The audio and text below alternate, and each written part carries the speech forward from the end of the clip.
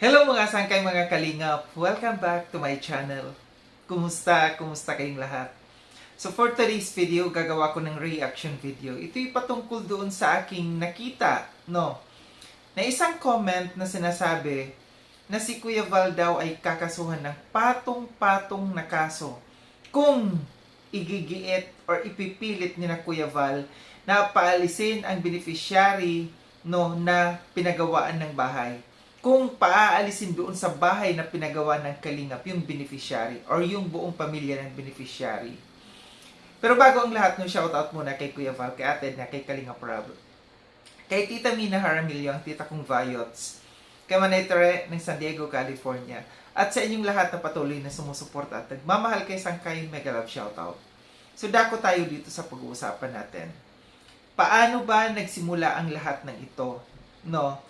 Na marami na mismo yung nanay nagko-comment, naghahamon kay Kuya Val ng kaso na magharap kay Tolfo, no? Paano ba nag-umpisa ang lahat ng ito? Pakinggan muna natin itong video clips na aking kinuha mula dun sa live ni Kuya Val. Then, after natin na mapanood, magbibigay ako ng opinion or koro-koro patungkol dito. Tara mga sangkay, mga kalingap, panoorin natin. So, yan po yung ating pong sinasabi sa inyo. Wala kami ginawa sa inyo, ng mga beneficiary. Ba't kayo magpapaalam? Sino may, bakit? Yun ang tanong eh. Sinasaktan ba namin kayo? Mayroong nanggugulo sa inyo. Huwag niyong anuhin yan. Huwag niyong pakinggan yan. Bakit magpapaalam sa kalingap may problema ba kami? Sinasaktan ba namin kayo? Kami ni Kalingap Rab? Sinasaktan ba namin kayo? Wala naman, di ba? Walang membership sa beneficiary. Wala po.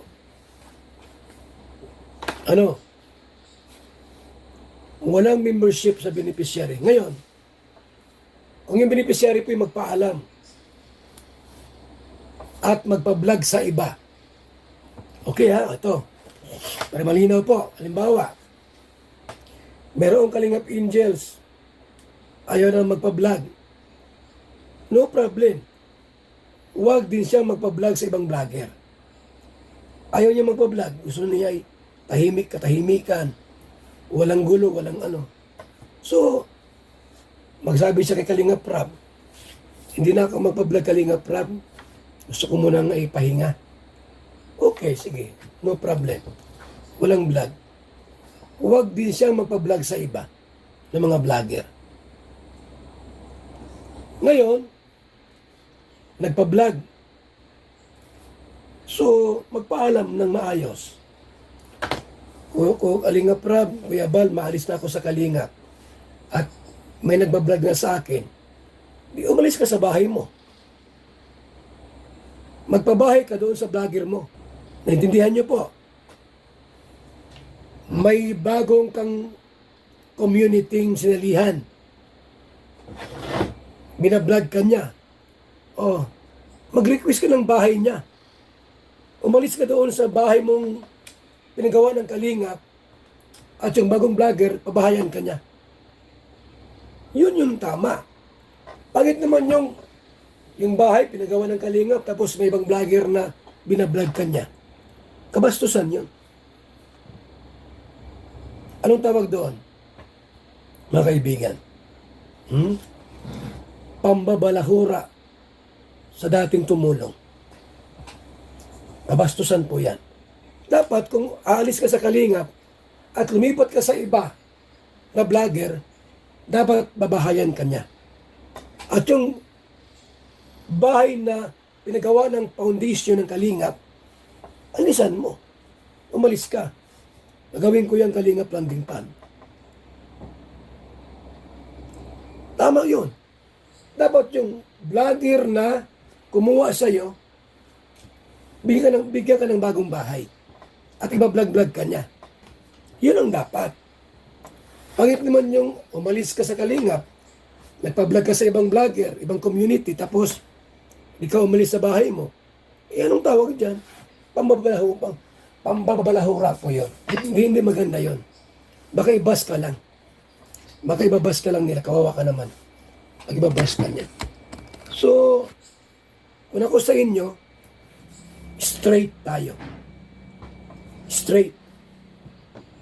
Huwag umalis, manatili. Manatili. Huwag pakinggan ang ibang mga sutsosiro. Huwag makinig sa ibang vlogger na hindi kalingap. Huwag magpasulsol. Going straight tayo. Diretso lang sa kalingap.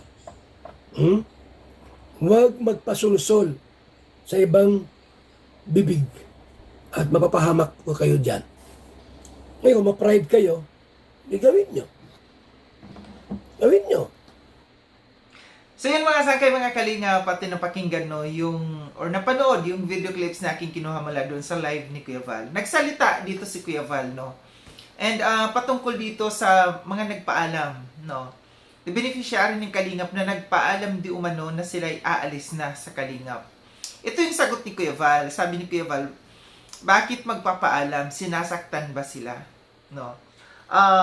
Anong dahilan? Totoo naman, anong dahilan bakit magpapaalam sa Kalingap? Bakit aalis na sa Kalingap? Anong ginawang masama ng Kalingap sa kanila, no? Na para umalis. Pagkatapos matulungan, aalis, no? Kung aalis, magpaalam na di na magpapa-vlog. Huwag na din magpa-vlog sa ibang vlogger. Kasi kung ang dahilan ng pag-alis, no, sila lilipat sa ibang community. Sila lilipat sa ibang vlogger, no, na magwa-vlog na sa kanila. Ito yung inaalmahan ni Kuya Val na hindi maganda, no. Kung magwa-vlogs ng iba, mag-request ng bahay sa ibang vlogger. Ito yung sinabi ni Kuya Val, no, kasi napabahayan na nga sila ng Kalingap, no, ng foundation ng Kalingap. Natulungan na sila, no. Tapos na yung bahay, nakakapag-aral yung beneficiary, no. Naging maayos na. Bakit aalis? Dahil ba meron ng ibang vlogger na magva-vlog sa kanila? Dahil ba merong mga ibang nag-offer sa kanila? Kasi yung sabi ni Kuya, bakit aalis? Anong dahilan? Sinasaktan ba sila dito sa loob ng Kalingap? No? Kasi ito yung nakikita. Ito yung malinaw na nakikita natin. Na ito yung dahilan kung bakit sila aalis sa Kalingap. Kasi nga, merong vlogger na humahawak na sa kanila sa ngayon. May nagtayo ng panibagong community, yung vlogger na ito. At sila'y hawak nitong vlogger na ito. Sabi ni Kuya Val, mag-request ng bahay, no? Umalis sa pinagawang bahay ng Kalingap, no? Siyempre kabastusan. Sabi ni Kuya Val, kabastusan sa dating tumulong. Yung pinagawan ka ng bahay, tapos after mong paggawa ng bahay, may ibang lilipat ka sa ibang vlogger, no? So ang point dito ni Kuya Val, kung lilipat ka, di doon sa vlogger na panibagong vlogger na bagong vlogger na hawak sa inyo ngayon, mag-request kayo. Napabahayan kayo. Kasi yung bahay na tinitirahan nyo ngayon, pinagawa yan ng Kalingap. Kabastusan daw yan. Which is, kung iisipin natin, magiging magiging practical tayo sa ating pananaw, kabastusan talaga. Kasi pagkatapos paggawan ka ng isang tao, lilipat ka sa panibago, edi tama lang na gawan ka rin ng panibagong bahay. Huwag pakinggan ang mga nagsusulsol. Ito yung sabi ni Kuya Val, na baka may nagsusulsol dito. Kaya huwag pakinggan, huwag makinig sa mga taong nagsusulsol para masira ang Kalingap sa kanila. Dito sa live na ito ni Kuya Val, may mga umalma. Mayroon akong nakita na isang comment dito, nasabi, no, sa ibang sa ibang live ito na comment, nasabi, nag-comment po kanina si Leo D kay Val. Sabi niya, subukan daw na paalisin si Beyonce sa bahay ide-demanda daw niya si Val. Patong-patong na kaso. SS ko na nga eh, hahaha. So, sabi dito no na alam naman natin na itong si Leo D ay isa rin to na nagbigay ng pera para mapagawa yung bahay na yan, no. Aminado naman no ang Kalingap na ang pabahay na yan na ginawa ay hindi lahat no pera ng Kalingap. May mga sponsors diyan na nagbigay, pero foundation kasi ang Kalingap, no. Sabi, itong isang sponsor na ito na nagsabi na subukan daw na paalisin no yung pamilya na yan, kundi kakasuhan si Kuya Val ng patong-patong na kaso. Yun yung natin, anong kaso ang patong-patong na kaso na yan ang ikakaso kay Kuya Val, no. Meron din dito, nakita natin no na comment ng nanay mismo ng beneficiary. Sabi niya, sige po Kuya Val, aalis po kami dito. Pero aalis po kami na lahat po ng nalalaman namin, na alam namin na mga maling gawa ninyo, isisiwalat namin at mag-usap po tayo kay Tolfo, no. Ito yung sabi ng nanay, no, na may pagbabanta kay Kuya Val na isisiwalat daw niya di umano lahat ng nalalaman nilang hindi magandang gawain ng Kalingap ni na Kuya Val, no, and magkita daw kay Tolfo. So may mga pagbabanta dito sa kay Kuya Val, ano. Ito lang yung aking points of view or masasabi patungkol dito sa pangyayaring ito. Bakit ba humantong sa ganitong kaguluhan, no? Dahil sabi nga ni Kuya Val, hindi naman kayo naaway. Bakit nga ba humantong sa ganito na parang may mga pananakot na naisisiwala at yung lahat ng ng hindi magandang gawain ng Kalingap at magkita na lang kay Tolfo. Ito lang masasabi ko. Sana kung mayroong problema, no. Sana yung pamilya ng beneficiary na ito kung marunong tumanaw, no, nang naitulong ng Kalingap, sana sila mismo ang lalapit. Kung alam na nila na meron ng problema na nangyayari, lumapit sa kina Kuya Val. Makipag-usap ng maayos, no? And huwag sa social media, sa kung saan-saan comment, no, nagko-comment, no, na doon nila isinisiwalat yung kanilang gusto. Kasi bilang isang tunay na tao na pakikitungo sa kapwa, no, makipag-usap ng personal, hindi sa social media. And ito lang yung masasabi ko. Kaya humantong sa ganitong pangyayaring ito. Dahil may mga taong nasa likuran na nagsusulsol. May mga pansariling interes para dito sa pamilyang ito. Kaya lumalabo. Kaya nagiging magulo. Kasi ang pamilyang ito nakikinig sa mga taong nasa likuran nila. Man lang sana, ang sa akin lang dito, no. Ito yung isang opinion lamang. Kung sino yung taong tumulong sa inyo noon, dito tayo. Ito yung sinasabi ni Kuya Val, straight tayo, no. Dito tayo, ituloy natin, no. Huwag yung kung mayroong mga bumubulong dito sa kabilang tenga ninyo na kung ano-anong mga sinasabi, yun ang mas pakikinggan ninyo.